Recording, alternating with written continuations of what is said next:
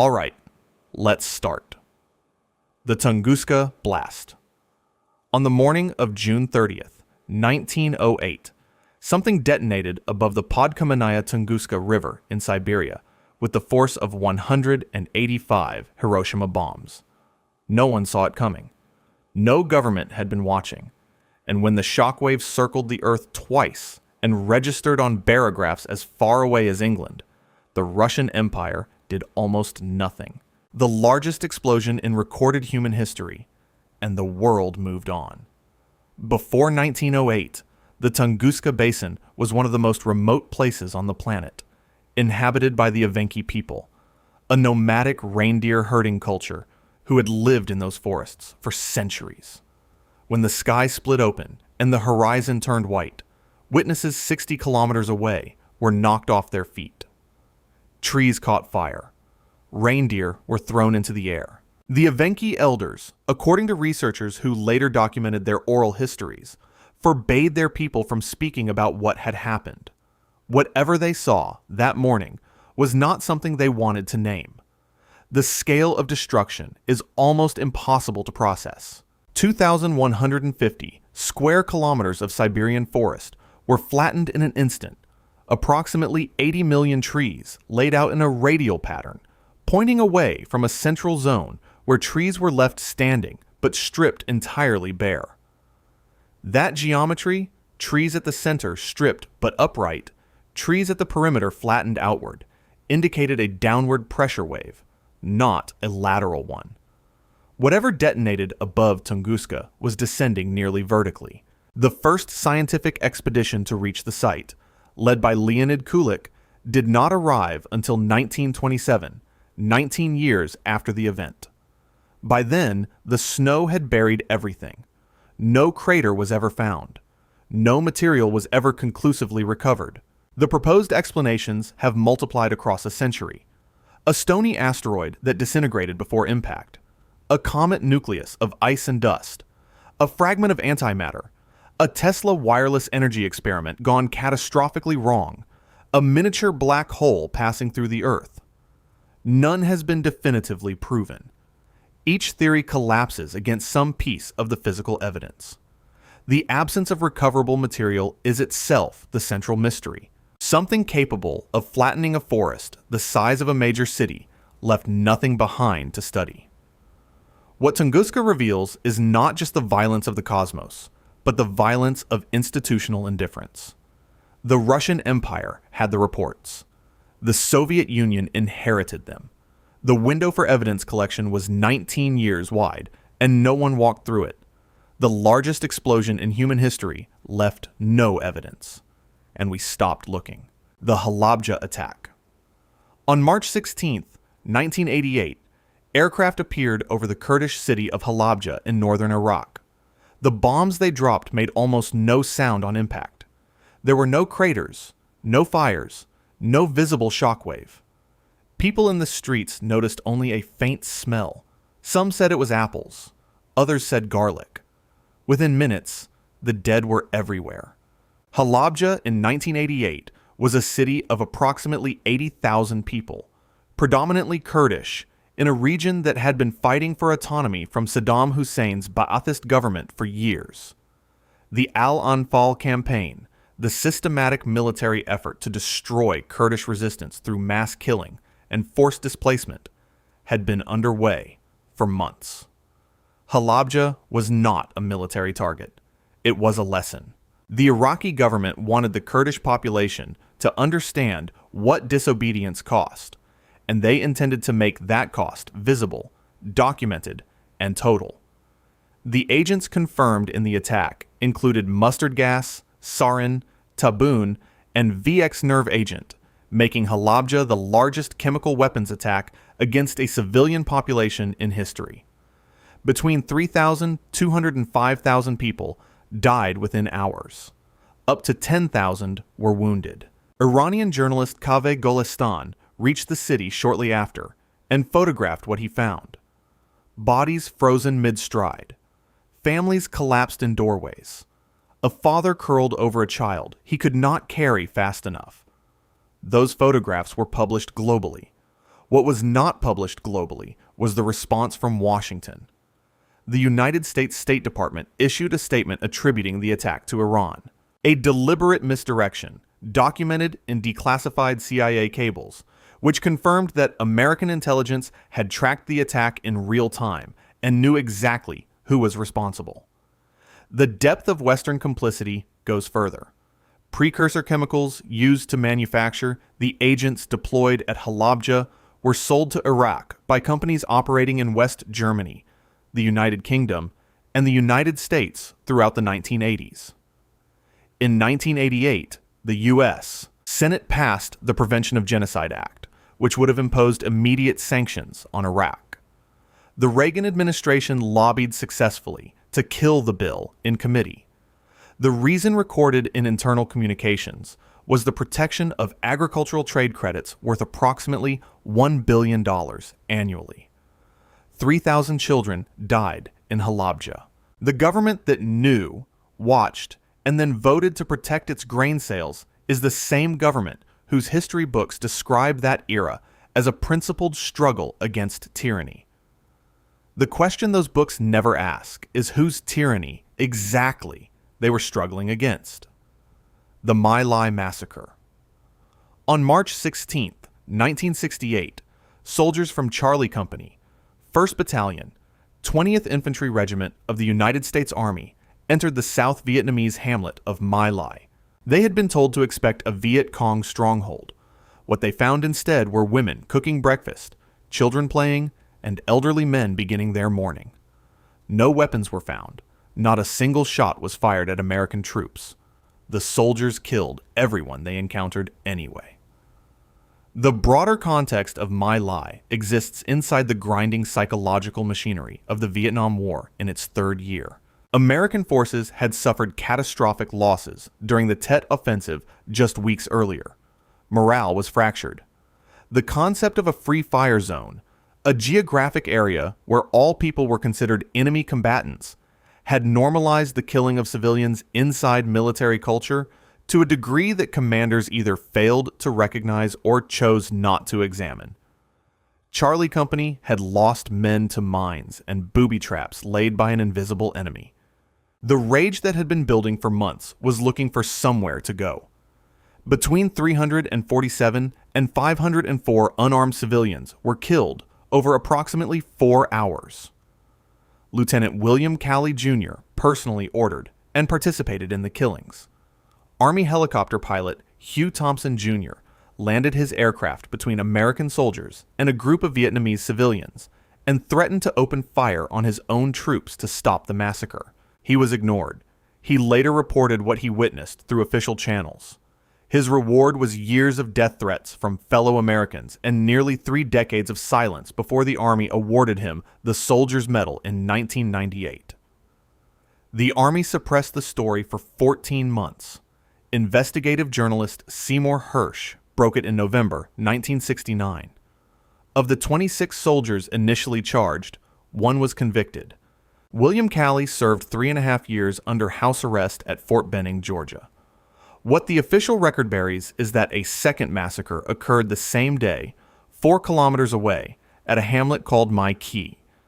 Approximately 90 civilians were killed there. It remains almost entirely unknown, excluded from nearly every account of the day, a footnote to a footnote. The Army's investigation into My Key was closed without charges. Calley was released in November 1974. He opened a jewelry store in Columbus, Georgia. He gave one interview in 2009 in which he said he was sorry. The soldier who tried to stop the massacre spent decades receiving hate mail. The man who ordered it spent decades selling rings. History did not hide My Lai. It buried the part that made the first part explicable. The Dresden bombing. By February 1945, the war in Europe had already been decided. The Soviet Red Army was 65 kilometers from Berlin. German industrial capacity was shattered. Fuel reserves were nearly exhausted. The Wehrmacht was retreating on every front. On the night of February 13th, the British Royal Air Force dispatched 796 Lancaster bombers toward a city in eastern Germany with no significant military industry, no active troop concentrations, and no strategic value commensurate with what was about to happen to it.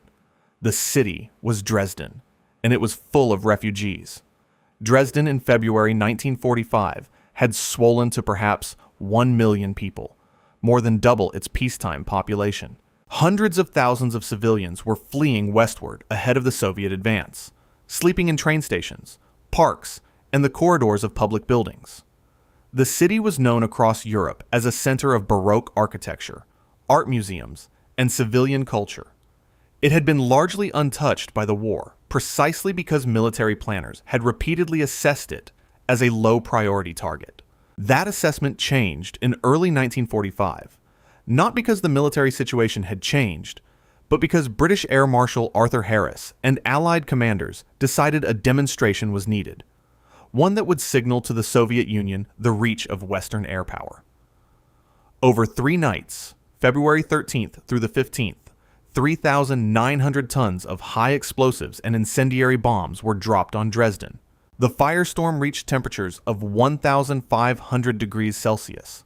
It consumed oxygen faster than the surrounding air could replace it, creating a vacuum that pulled people off their feet and into the fire. The death toll is the most contested figure in 20th century military history.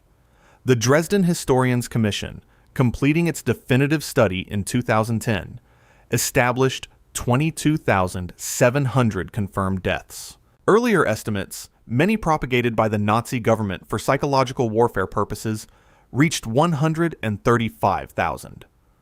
The disparity between those numbers is itself part of the story. Churchill, who had approved the raids, sent a memo to his chiefs of staff on March 28, 1945, asking whether the bombing of German cities had gone beyond what was militarily defensible. That memo was classified. It was not made public for decades. Harris, who ordered the raids and never expressed regret, was controversially awarded a statue in London in 1992. It has been vandalized multiple times. He was never prosecuted. No one was. If Germany had won the war and done this to London in April 1945, we would have a word for it. We would teach that word in schools. We would carve it into memorials. The fact that we do not suggests that the history books are not a record of what happened. They are a record of who got to write it down. The Unit 731 trials. Between 1932 and 1945, a covert unit of the Imperial Japanese Army operated in Pingfang, a district of Harbin in occupied Manchuria. The unit's formal designation was the Epidemic Prevention and Water Purification Department of the Kwantung Army. Its actual function was the systematic medical experimentation on living human beings. When the war ended, the United States government offered every senior member of Unit 731 complete immunity from prosecution. In exchange for the data, Unit 731 operated under the command of Lieutenant General Shiro Ishii, a physician and military officer who believed that Japan's future military dominance depended on advances in biological warfare that could only be obtained through live human testing. The subjects, referred to internally as Maruta, a Japanese word meaning logs, a bureaucratic classification that appears throughout official unit documents, were primarily Chinese civilians and prisoners of war, along with Soviet, Korean, and Mongolian captives.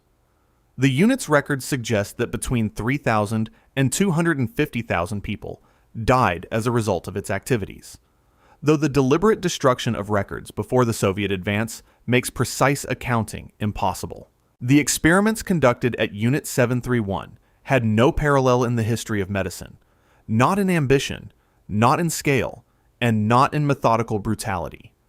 Subjects were infected with plague, cholera, typhoid, and anthrax, and studied as the diseases progressed without treatment. Vivisections were performed without anesthesia on living, conscious patients to study organ function under disease conditions. Frostbite experiments were conducted by exposing subjects' limbs to extreme cold until gangrene set in, then studying the progression. Pressure chamber tests were designed to determine the precise atmospheric conditions at which the human eyeball ruptures. All of this was documented. All of it was studied. All of it was handed to the United States Army in exchange for immunity guaranteed by General Douglas MacArthur. The Soviet Union tried 12 Unit 731 members at the Khabarovsk war crimes trial in 1949. The United States dismissed the proceedings as communist propaganda. Japan did not officially acknowledge Unit 731's existence until 1997.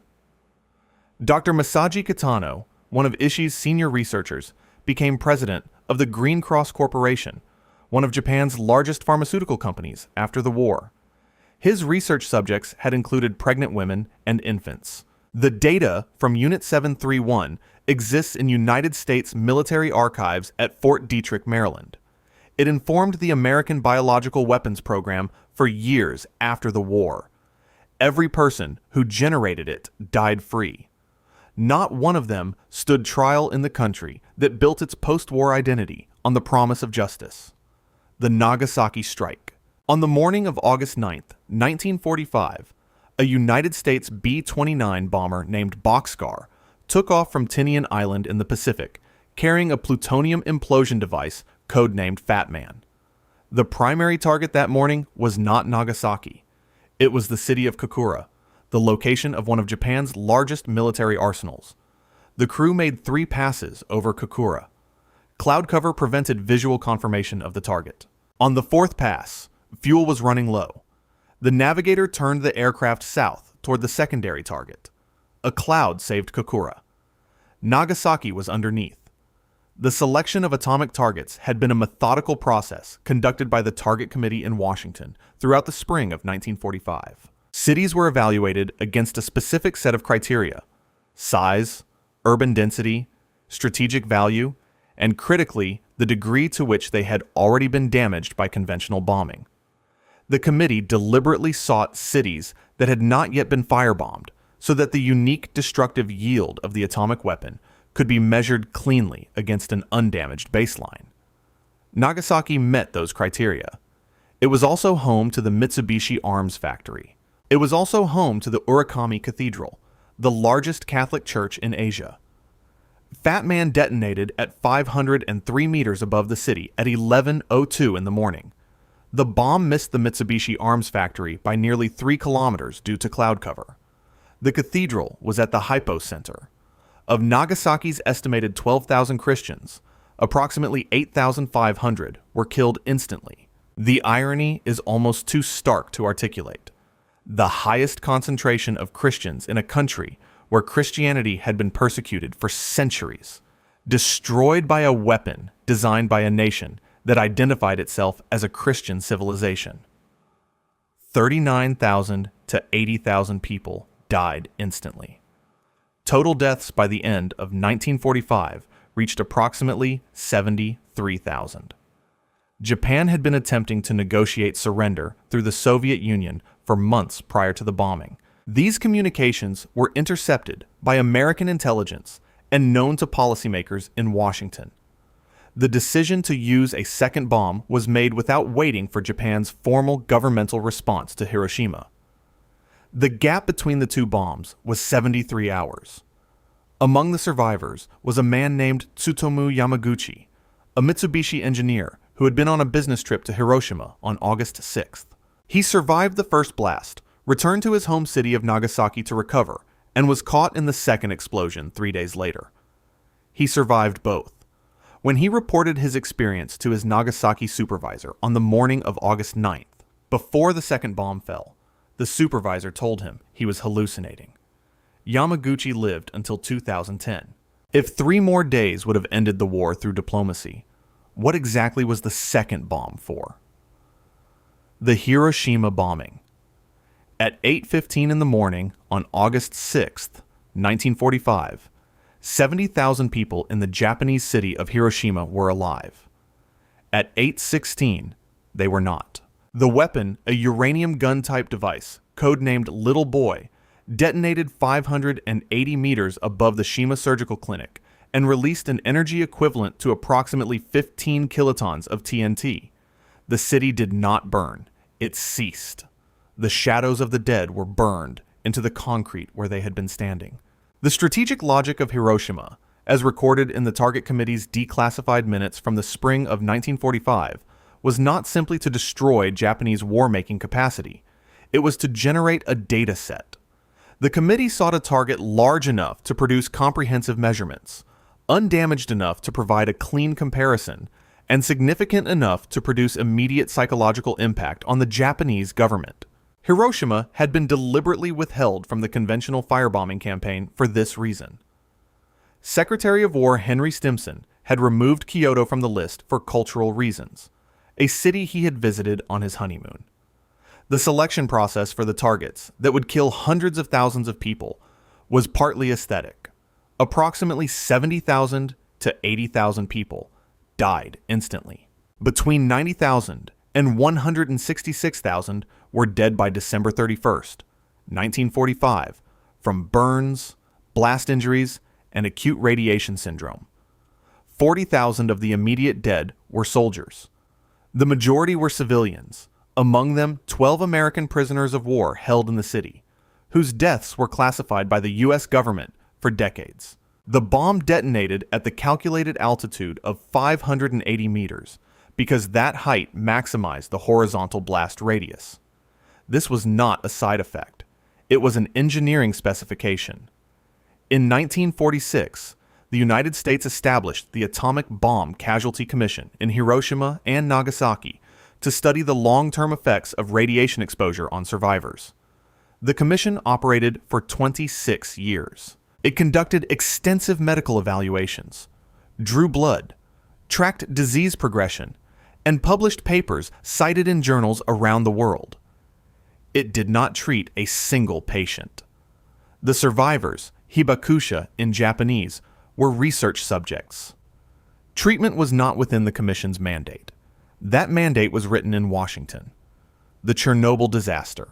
At 1:23 in the morning on April 26, 1986, reactor number 4 at the Vladimir Ilyich Lenin nuclear power plant near Pripyat in Soviet Ukraine exploded. The explosion was not supposed to be possible. Soviet nuclear engineers had specifically designed the RBMK reactor with what they described as an inherent stability advantage over Western designs. The safety test being conducted that night was intended to demonstrate that advantage. The Soviet government's first public statement, issued 36 hours after the explosion, was 2 sentences long. There had been an accident. It was under control. Pripyat was a city of 49,360 people, built specifically to house the workers of the Chernobyl plant and their families. It was clean, modern, and prosperous by Soviet standards, a showcase city. On the morning of April 26th, residents of Pripyat woke up, sent their children to school, went to work, and breathed air that was carrying radioactive iodine, cesium, and strontium. The evacuation order for Pripyat was not issued until 36 hours after the explosion. The reason was not logistical. It was political. Evacuating the city meant admitting that something had gone catastrophically wrong, and the Soviet bureaucratic apparatus was not designed to admit catastrophic failure. It was designed to manage the appearance of control, even as the reactor continued burning. The explosion released approximately 400 times more radiation than the Hiroshima bomb. The first responders, firefighters who arrived within minutes of the explosion, were not told they were fighting a radioactive fire. They were told to treat it as an ordinary industrial blaze.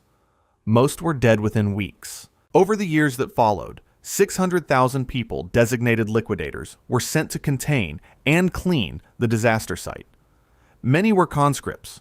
Dosimeters were frequently confiscated by supervisors or calibrated to read falsely low because accurate readings would have forced evacuation before the cleanup was complete.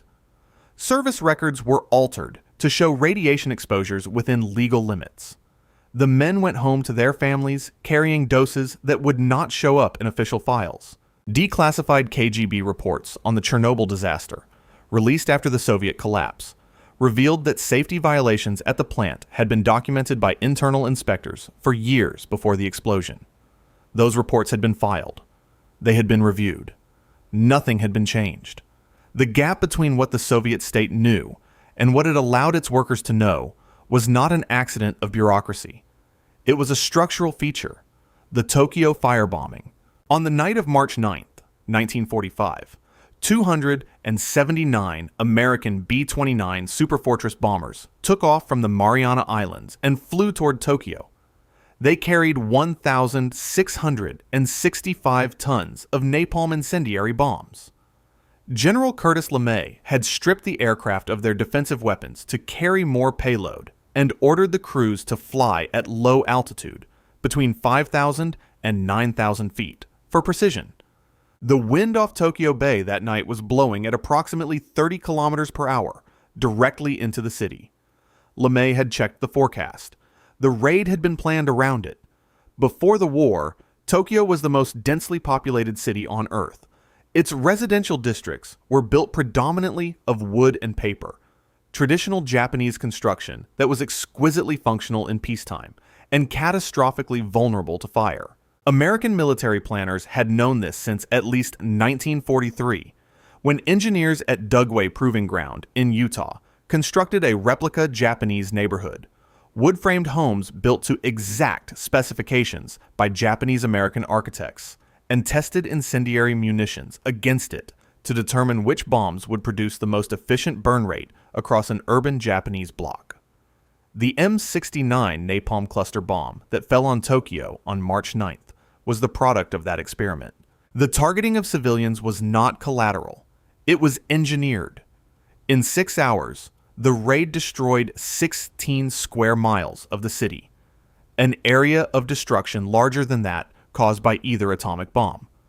Between 80,000 and 120,000 civilians were killed in a single night. More than died at Hiroshima. More than died at Nagasaki. 267,000 buildings were destroyed. 1 million people were left homeless by sunrise. LeMay himself later said, with a candor that no official communique ever matched, that if the United States had lost the war, he would have been tried as a war criminal. He won. He was awarded the Presidential Medal of Freedom. Operation Meeting House was followed by 66 additional firebombing raids on Japanese cities between March and August of 1945, before the atomic bombs were dropped. Those raids killed an estimated 300,000 to 500,000 people. They receive, collectively, perhaps one paragraph in the average American high school history textbook. The atomic bombs receive a chapter. This asymmetry is not accidental. The rape of Nanjing. In December of 1937, the Imperial Japanese Army entered the Chinese city of Nanjing following a 6-week military campaign. The Chinese nationalist government had already fled. The soldiers who remained to defend the city were either killed or captured. What followed over the next 6 weeks was one of the most meticulously documented atrocities in human history.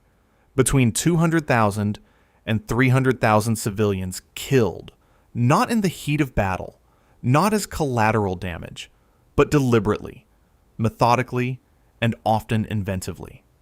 The Imperial Japanese Army kept records. Their officers filed reports.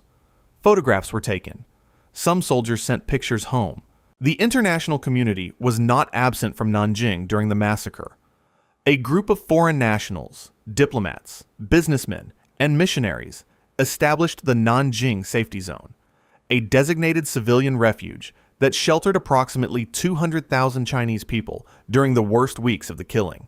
The man who led the safety zone was John Raab, a German businessman and senior member of the Nazi Party, a Siemens representative who used his party armband to negotiate with Japanese officers and personally intervened to stop killings on dozens of occasions. Raab documented everything he witnessed in diaries that ran to more than 2,000 pages. When he returned to Germany and attempted to present his evidence, including film footage, to the Nazi government and request intervention, he was arrested by the Gestapo. His films were confiscated. He was ordered never to speak publicly again about what he had seen in Nanjing. Lieutenant General Iwane Matsui, the commander of the forces that entered Nanjing, was tried and executed at the Tokyo War Crimes Tribunal in 1948. His subordinate, Prince Yasuhiko Asaka, a member of the Japanese imperial family who had issued the order to kill all captives, was granted complete immunity by General Douglas MacArthur, because prosecuting a member of the imperial household was judged too politically destabilizing to post-war Japan. Prince Asaka lived until 1981. He took up golf. He never spoke publicly about Nanjing. Japan's Ministry of Education began formally minimizing the massacre in history textbooks in the 1980s, reclassifying it in official curricula as the Nanjing Incident, and reducing the casualty figures to ranges that some textbooks placed as low as tens of thousands. The revision sparked diplomatic crises with China and South Korea. In 1997, American journalist Iris Chang published The Rape of Nanking, the first English-language account to bring comprehensive documentation of the massacre to a mass Western audience. The book became a bestseller. Chang spent years afterward receiving threats from Japanese nationalist groups and facing organized campaigns to discredit her research. She died by suicide in 2004. She was 36 years old. John Robb died in poverty in Berlin in 1950, barely able to afford food in the devastated post-war city. When residents of Nanjing learned of his condition, the Chinese government organized food shipments to his family, a Nazi Party member, kept alive by the country whose citizens he had sheltered at personal risk. His diaries were not published in English until 1998. The man who documented the massacre was a Nazi. The prince who ordered it died on a golf course. The woman who told the world died at 36. And in Japan today, you can still buy history textbooks that call it an incident. Every item on this list followed the same pattern. An event happened. The people with the most power to respond either looked away, participated, or actively constructed a version of the story that protected their interests. The firefighters at Chernobyl were not told they were being sent into a radioactive fire. The Halabja dead were attributed to the wrong country. The My Lai soldiers were told there would be accountability, and then watched one man go to house arrest. The Unit 7-3 won researchers retired into pharmaceutical boardrooms. Dresden gets footnoted. Tokyo gets one paragraph. Nanjing gets the word incident. This is not a series of unrelated oversights. It is a system. History books are not neutral containers of the past. They are edited documents, and the edits are always made by the same people, the ones who won, the ones who survived, the ones with the authority to decide which deaths get a chapter and which get a sentence. The reason these events are terrifying is not only what happened, it is how efficiently what happened was managed afterward. If you watch this channel, you already know that the first version of any story is almost never the true one. Subscribe, and make sure the second version finds you first. History is not what happened. It is what was allowed to be remembered. The rest is still out there, waiting in classified archives, sealed courtrooms, and textbooks that call massacres incidents. It always was.